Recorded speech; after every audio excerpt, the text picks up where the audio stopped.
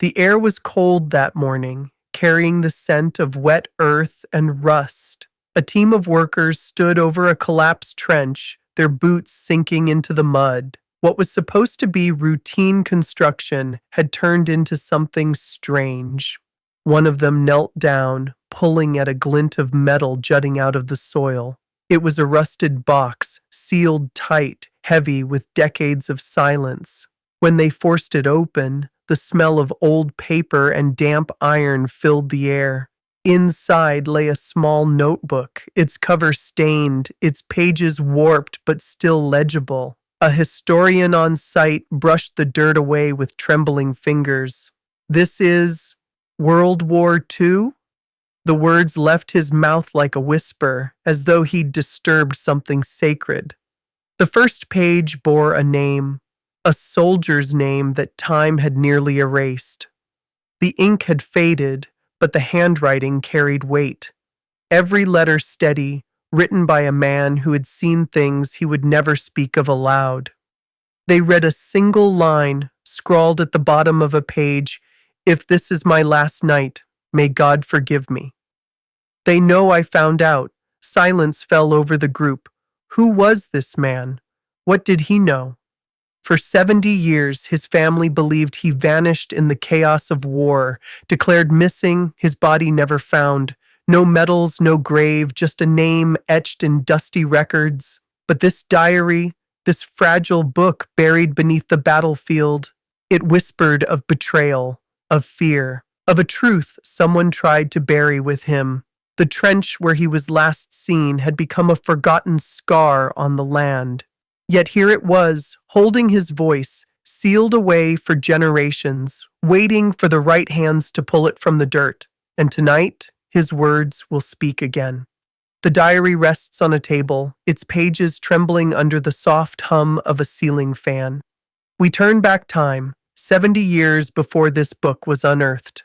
The world was at war, but in his small town, life moved slow. Cobblestone streets, wooden porches creaking in the evening sun, the smell of bread drifting from a neighbor's window. His name was Private Daniel Whitaker, barely 20, a farm boy with sunburned cheeks and calloused hands. He had never been far from home. His life was simple: the family ranch, a loyal dog that followed him everywhere, and a young woman named Evelyn Carter who carried laughter like sunlight. Daniel had dreams, not of medals or glory, but of coming home, building a life with Evelyn, taking over his father's farm. The last summer before the war was brief but vivid. Nights spent under lantern light, whispering plans of a future they believed was theirs. Evelyn gave him a small Bible, her handwriting inside. "Come back to me."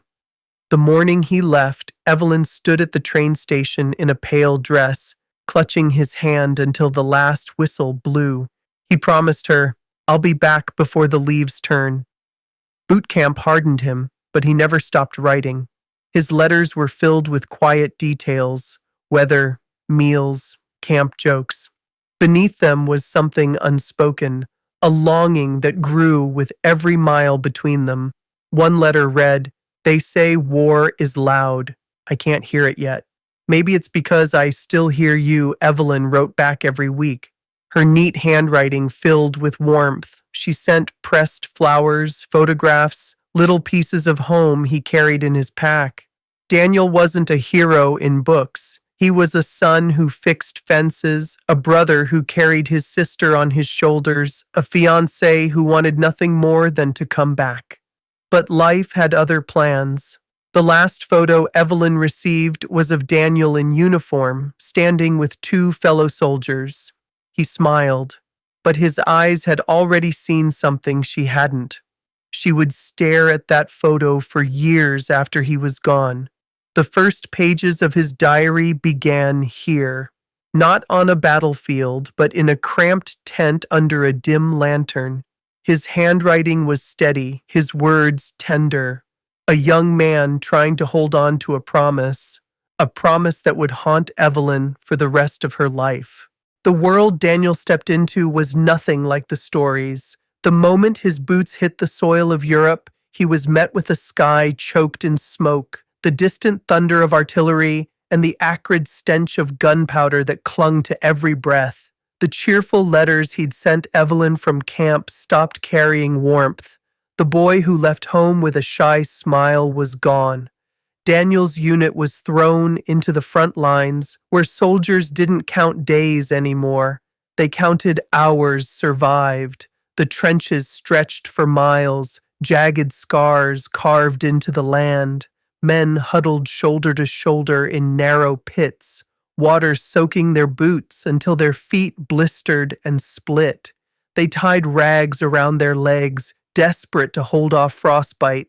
Night brought no rest. The only lullabies were distant gunfire and the buzz of flies feeding on bodies left unburied. The air smelled of rot and wet iron, but amid the horror, bonds formed quickly. Daniel found himself closest to two men, Corporal James O'Reilly, an Irishman with a crooked grin and a laugh that somehow carried over the roar of mortars. Private Henry Lee, a quiet farm boy from Texas who whittled tiny wooden crosses and kept them in his pocket, one for every comrade lost. The three of them clung to one another, trading stories of home. Around a dim lantern, they whispered about farms, sweethearts, and dreams of a life beyond war. Still, Daniel wrote to Evelyn whenever he could. His words, once full of warmth, began to fray. One letter read, "We're holding ground, but I don't sleep anymore. Not because of the bombs, because of what I see when I close my eyes." The tone of his diary shifted too. At first, the entries were calm, descriptive, the cold, the food rations, the birds that perched on broken rifles. But as the days bled together, his handwriting changed. The sentences became shorter, uneven, almost afraid. "There's someone here I can't trust." The words were underlined twice. At first, O'Reilly teased him for being paranoid, but Lee took him seriously. The quiet Texan had seen too many strange things. Patrol routes leaked to the enemy, ambushes in supposedly safe areas, men who disappeared without explanation. Another entry read, "Someone's feeding them our plans. Saw the messenger tonight. He wouldn't meet my eyes." The war was chaos, but this felt different. Deliberate, weeks dragged by. Frost turned to rain, and rain turned the trenches into rivers of mud. Soldiers waded waist-deep through filth, holding rifles above their heads to keep them dry. The nights were worse. Mortars rained down, shaking the earth, blowing men apart in an instant. Rats scurried over sleeping bodies. Food arrived cold, if at all. Yet Daniel never missed a night with his diary. Even if his hands trembled so badly he could hardly write, he wrote, "I don't think I'm imagining it anymore. They're watching me, talking in whispers when I pass by. I saw him again tonight, laughing." Why was he laughing? His comrades noticed his unease. O'Reilly tried to lighten the mood, cracking jokes about the sergeant's crooked teeth, but Daniel couldn't laugh anymore. Lee started carrying 2 rifles at night. He said he had a bad feeling. The last entries became frantic. "We lost 3 men last night. Nobody saw them fall. Nobody heard them call for help. This doesn't feel like war anymore. It feels like a hunt." Then came the final page. The handwriting was rushed, shaky. "If this is my last night, may God forgive me. They know I found out." The ink trailed off. A single smudge stained the corner, as if his hand slipped or someone grabbed him mid-sentence. There were no more entries. That was the last anyone heard from Daniel Whitaker. The night Daniel vanished began like every other on the front, cold, wet, and restless. The trench smelled of gun oil and damp wool. Soldiers huddled under their coats, rifles propped beside them, waiting for the inevitable thunder of artillery. Daniel's last letter to Evelyn had been written the night before. It was short, almost hurried. "You'd laugh if you saw me now. Mud to my knees, a helmet too big for my head. I keep that picture of you close. It's the only thing that feels real anymore. Hours after sealing that letter, the enemy attacked. It started with a low whistle, the kind soldiers learned to fear. Then came the first explosion, a deafening blast that shook the trench walls. Dirt rained down like hail, and men scrambled to their stations. Shell after shell lit the sky, turning night into flashes of fire. Machine guns roared in the distance. Men screamed orders. Some screamed prayers. Daniel gripped his rifle tight, his breath fogging in the freezing air. O'Reilly was shouting, voice hoarse, "Stay low! Stay low!" Lee clutched his cross, lips moving silently. Daniel's heart pounded. He glanced over the trench wall, scanning the chaos. His diary was tucked inside his jacket, right over his chest. He'd written something in it just hours earlier, but no one would ever see that page. The ground erupted again, and the trench caved slightly, mud swallowing boots and weapons. Men scrambled to pull each other free. In the madness, Daniel was gone. At first, no one noticed. The bombardment was relentless. When it finally stopped, the survivors called for him. They searched the trench, the surrounding fields, the collapsed foxholes. No sign of Daniel Whitaker, no helmet, no rifle, not even a footprint leading away. It was as if the night had swallowed him whole. The official report listed him as missing in action. Back home, his parents received a telegram with carefully chosen words. Your son, Private Daniel Whitaker, has not been located following combat operations. We regret to inform you. Evelyn read that letter 100 times. She wore her engagement ring on a chain around her neck long after she stopped believing he would come home. Every knock at the door made her heart stop. Every letter from the army felt like a cruel reminder. Months turned into years. Daniel's name faded from newspapers, replaced by stories of new battles, new casualties. The farm he'd dreamed of running fell silent. Evelyn never married. She grew old with Daniel's photograph by her bed, his letters carefully tied with ribbon. The war ended. Soldiers came home. Daniel never did. No grave was ever marked for him.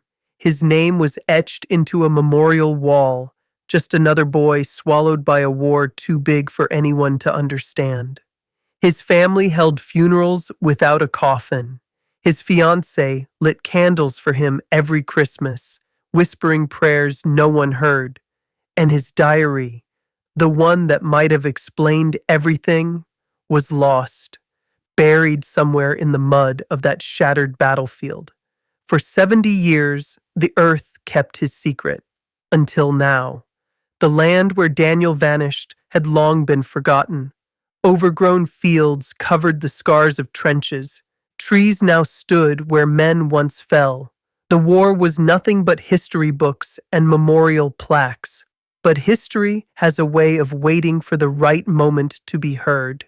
70 years later, a construction crew was sent to clear the area for a new access road. It was supposed to be routine, surveying, digging, leveling the ground. But the earth had other plans. The workers' shovels struck something solid, not stone, not concrete, something hollow. They dug carefully, mud sliding off rusted edges until a small box began to take shape. Its surface was corroded, its hinges fused shut. The foreman called for a halt. The crew gathered around, their voices low, as if instinctively aware they'd found something that didn't want to be disturbed. It took time to pry it open. The lid groaned, metal scraping metal, releasing a faint hiss of trapped air that hadn't seen daylight since the war. Inside, beneath crumbling cloth and damp paper, lay a leather-bound book, a diary. The pages were swollen but intact, preserved by mud and the sealed box. Its cover bore faint initials, DW. The ink had faded, but not enough to erase the voice within. The crew handed the find over to local authorities, who brought in historians to examine it. Under sterile lights, gloved hands turned the fragile pages, and the room fell silent. The handwriting was neat at first, then erratic, frantic, notes about the cold, the hunger, names of men long dead, and then that final entry. If this is my last night, may God forgive me. They know I found out. The historian froze, breath catching in his throat. This wasn't just a soldier's diary. This was evidence of something darker. For decades, Daniel Whitaker had been a name etched into a memorial wall, a statistic of war. Now, his voice was speaking again, shaking, fearful, desperate. The discovery made headlines in local papers, but few grasped its weight. To the world, it was another artifact from a war too far gone. But to those who read those pages, it was a cry from the grave. A story long buried was clawing its way back into the light, and it was only beginning. The diary was transferred to a climate-controlled archive, every page carefully photographed before being handled. Specialists in wartime documents worked around the clock, their gloves trembling as they flipped through fragile sheets of paper. The entries began like any soldier's journal, descriptions of cold mornings, muddy trenches, rations, and camaraderie, names of men long forgotten, little sketches of rifles and birds in the margins. Daniel Whitaker was not just a soldier, he was a young man trying to keep his humanity alive. But halfway through, the tone shifted. His handwriting became sharper, the words more hurried. Entire sentences were crossed out. Pages had smudges that looked like they were written in haste, maybe even fear. One entry read, "Someone is talking. They know when we move before we do. We lost men last night. It wasn't chance." Another, "Lee says I should stop writing this. Says it's not safe to keep notes, but if I die, someone should know." Then came a chilling line, "I can feel their eyes on me. Even my own friends seem nervous. O'Reilly won't look at me anymore." The historians traded uneasy glances. This was no ordinary wartime journal. It read like a warning. Military records were pulled from dusty archives. They confirmed something strange. On the night Daniel vanished, 2 men from his unit deserted. No bodies were ever recovered. Their names were marked unaccounted for, a bureaucratic way of saying gone without a trace. One entry in Daniel's diary stood out more than any other. It was written only hours before he disappeared. "If this is my last night, may God forgive me. They know I found out." The ink was smudged like someone had slammed the diary shut in a rush. It was the last thing he ever wrote. The discovery sent chills through every historian in the room. It wasn't just a soldier's diary. It was evidence of a betrayal buried under decades of mud and silence. Had Daniel been silenced by his own comrades? Was he taken by the enemy after uncovering a spy? Or did someone ensure his story would never be told? The diary offered no clear answers, just whispers, shadows, and a sense that Daniel Whitaker's final hours were far darker than anyone had ever imagined. For Evelyn, his fiancée, those answers would have meant everything. She went to her grave, never knowing why the man she loved never came home. Now, 70 years later, Daniel's words had resurfaced, not to solve the mystery, but to keep it alive. The diary now rests inside a temperature-controlled glass case at a small war museum. Visitors pass by every day, their reflections moving across its surface, but none linger as long as the Whitaker family did on the day it was unveiled. For decades, Daniel Whitaker's name had been nothing more than etched letters on a memorial wall, one among thousands. His story had ended with a telegram, a folded flag, and silence. But now his words, his own handwriting, sat beneath glass, a voice frozen in time. His niece, Eleanor, stood closest to the display. She was 73 years old, her hands trembling as she leaned on her cane. She had never met her uncle, yet his shadow had always been present. Family gatherings were filled with stories about Daniel, the bright farm boy who vanished before life could begin. Her father, Daniel's brother, had rarely spoken about him, but when he did, his voice carried pain Eleanor had never understood until this moment. Her eyes scanned the ink-stained pages. His handwriting was steady at first, confident. She could almost imagine him sitting in a muddy trench, pen scratching against paper by lantern light. But as her eyes moved through the later entries, the letters grew frantic, uneven. Each page carried the weight of fear. Her gaze stopped at the final line. "If this is my last night, may God forgive me. They know I found out." Eleanor's lips trembled as she whispered the words. Behind her, family members wiped their eyes. Evelyn was not among them. She had passed away 2 years before the diary was found, taking her heartbreak with her to the grave. Neighbors remembered her as quiet and kind, but always distant. She never took off the engagement ring Daniel gave her. She wore it on a chain around her neck until her final day. The box of letters he sent from the front lines had been found in her home after she died, carefully tied with ribbon, edges yellowed from years of being opened and read. For Evelyn, life had been a vigil. She never married. She never left the family farm. She waited, and when waiting turned to mourning, she simply lived in silence, surrounded by memories of a man the world had forgotten. Now, decades later, his voice had returned, not through a miracle, but through mud and metal and chance.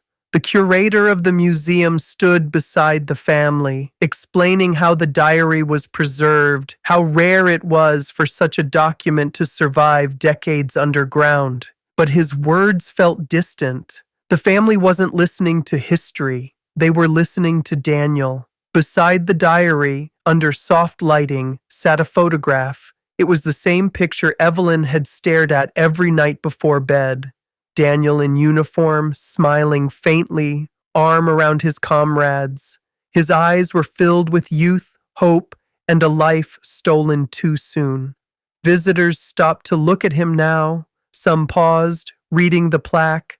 Others lingered, faces pale, as if sensing the heaviness in the display. The diary wasn't just a war artifact, it was a cry for help, one that had echoed for 70 years, unanswered. Daniel Whitaker would never have a grave. The trench that swallowed him was gone, paved over, its location marked only on old military maps. But this diary, this book of worn pages and smudged ink, became his headstone. Outside the museum that evening, rain fell softly, streaking down the glass windows. Street lamps reflected against puddles on the pavement, and inside, Daniel's diary sat under its spotlight, silent, yet louder than ever. And for the first time since 1944, Daniel Whitaker's story was told. He would not fade into history as just another missing soldier. His voice had broken through the silence of time. Somewhere, beyond memory and history, Daniel finally rested.